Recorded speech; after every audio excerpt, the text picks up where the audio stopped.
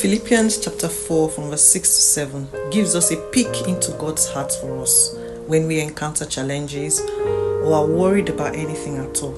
Naturally, what occupies us during trying times is the challenge itself and what the outcome will be, the uncertain future, which always looks like it will be negative. But take a look at what concerns God. He's more concerned about our hearts and mind being at peace. He knows that the challenges are too small relative to his capacity, but his focus is the heart and the mind of his children. He doesn't want us stressed, upset, worried, or anxious about those things. He wants us at peace so much that he invites us to come into the inner chambers and lay our concerns there and live with his peace alone. Will you take that invitation today? God bless you.